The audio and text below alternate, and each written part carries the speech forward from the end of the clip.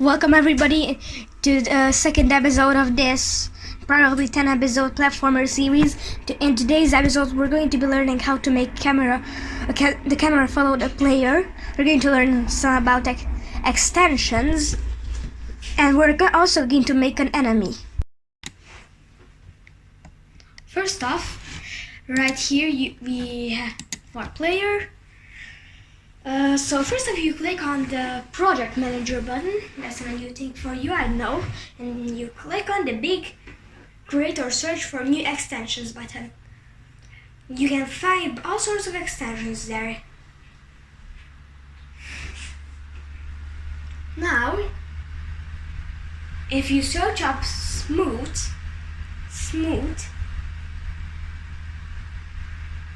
yep,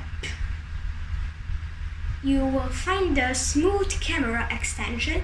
You click on the big install and project button, and yeah, that's it. You double click on the penguin, you click on the add behavior button, you just search for the smooth camera behavior, and make sure to, and if you're not making a game that is going to be all about like going up or some stuff like that, uncheck the move on y-axis.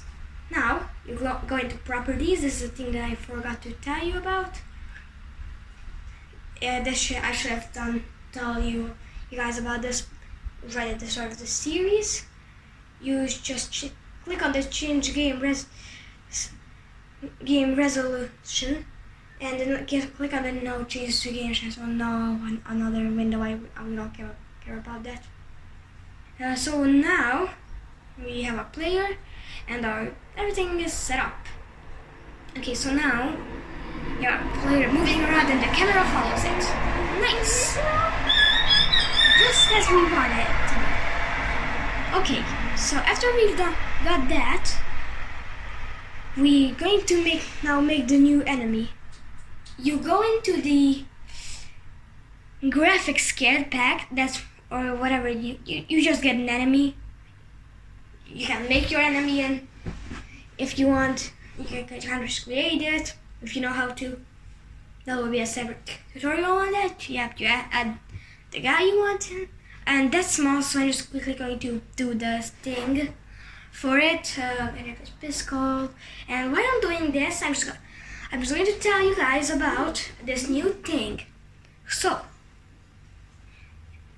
the thing is that from now on, hopefully in the next video, the new microphone that we got will arrive, so the sound quality will be way better, and you wouldn't hear small background noises because I'm recording this in a place that isn't the quietest. So yeah, we got that done quickly. Now you click on the instance that you dragged out into your scene, and you can size it down just like you do in stuff to paint. Okay, now that that's done, we're going to make the enemy actually move, because at the moment he doesn't really do anything. He's kind of just sitting there. You create a new object and you can call it whatever you want. I don't. It doesn't matter. A player would never see this in game, so don't make it too fancy. You just kind of just make an arrow. Okay, you make an arrow. This head, I'm telling you, do not make this fancy. Do not put hours and hours of work into making this, because this is not going to be visible for a player to see. We're also going to add another one of these guys, just in the exact opposite place that it's in. And so now, if we put that right there, then color it up, do some stuff, and put that in. What is basically going to be doing is this is basically going to be our enemy mover. Now, a little introduction to variables. You click on your blocky bob or enemy or whatever you have. You click on the variables tab and click on add a variable. Now you search for. Now you can name this anything you want. It's not really. I'm just going to name it move. That's the most practical at the moment. Make it a boolean, aka it has two options, true or false. But we're just going to make it, if it's true, it moves that way, and if it's false, it moves that way. Okay, nice. Now that we have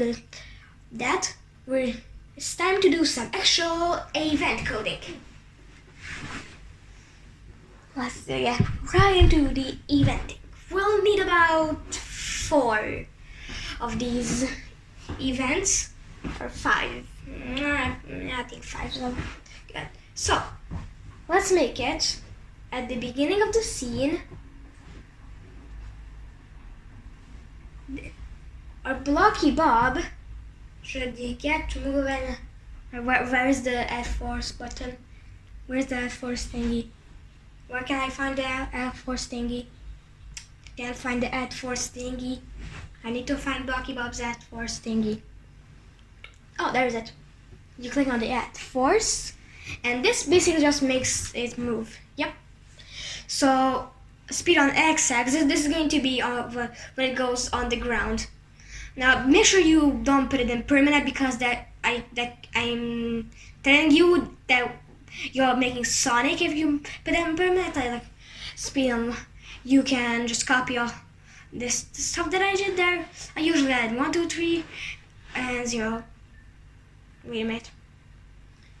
Wait a minute. Oh crap! I forgot something. Yeah. Sorry for that. Sorry for moving your hands for too long. So this is going to be actual variable. So if our boolean variable is for enemy, aka Blocky Bob for my case, is false, then it should move that way. Yep, just like we are. Now this I would usually copy it one by one, but right now you can copy and paste the whole thing. You just basically replace some of it, and instead of putting 1, 2, 3 in there, you put -1, 2, 3, so it goes backwards. Oh crap, I opened up gdevelop again. I'm so sorry for that. Okay, so now that we're done with that, this should basically make or enemy or Blocky Bob for my case move. Well, I think if our enemy is in collision with our arrow, then it should get its boolean variable change. This is the way we're going to be making them know if should they go in left and right. We do the same technique that we did for last time. Okay, replace the arrow with the other arrow and make it, instead of false, it turns it into true. And now, right now, if we click preview, oh crap, I forgot something, I'm so sorry. So instead of making it, we just switch those up. I'm still a beginner, so don't try. I mean, I'm not that beginner, but you know what, here is it. So, yep, he moves left and right, bouncing off of the arrow, but he doesn't really do anything at the moment. He kind of just is there. And this is good for if you want to make an NPC, but we're going to make an enemy this time. So we'll make it that you can jump on its head and kill it, but it could also kill you if it's just go on your head. So, but if our player is falling, he must have jumped on it and then he's falling back, and he's also in collision with our enemy. So if our player has just finished jumping and he's falling and is in collision with our Blocky Bob or enemy, or whatever you have, then our enemy or Blocky Bob should get deleted. And now we're just going to do the same tactic that we did before.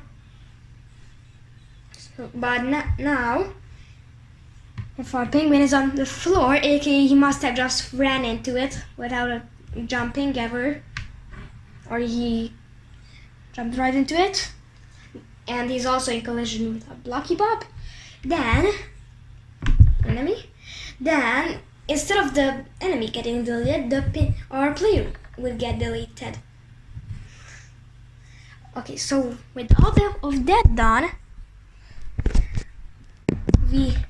at this point the enemy should work.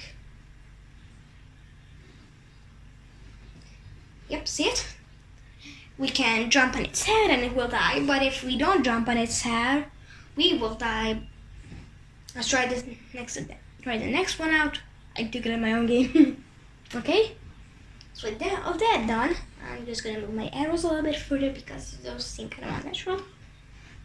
And so we're also going to make it so at the beginning of a scene, aka when the game started, the game got booted up, then from the moment the game is booted up, both of our arrows should not be visible. So let's do that. Click on them, both of them, and just make them hide.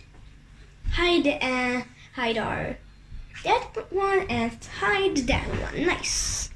So now none of them should be visible for a player. Okay. Yep. You can't even see. That's why the reason why I told you not to make anything too fancy out of those guys. So we're also going to need our blocky block to flip. So we're just going to copy and paste in the penguin's fake code. I called that fake code, but it isn't really. It's kind of just code of ourselves. Okay, replace that with a null, and I think I messed this up again because I always mess it up. But there's another little trick. If you have an animation that you want to play first or always play, but you don't really want to create an animator for it, so it does animate it each frame, you can just simply drag it up. And now at the moment, oops, I did it the wrong way. I'm so sorry. This happens every single time I make a game. And now it should just work. And yep, it works as charm. So this is how you create an enemy and how you make the camera follow-up player. Now, if you enjoyed this video, just make sure you use it. I was Victor. Hope everybody enjoyed it who was watching.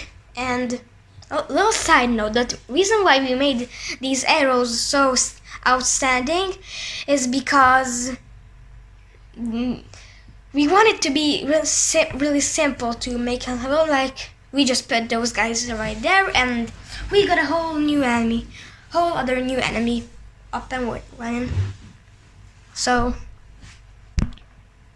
yep, just put it right there, and with this you can create a whole level. Now next time we'll learn about letters. So make sure to save your project, and next time we will learn about letters and jump through platforms. That was me.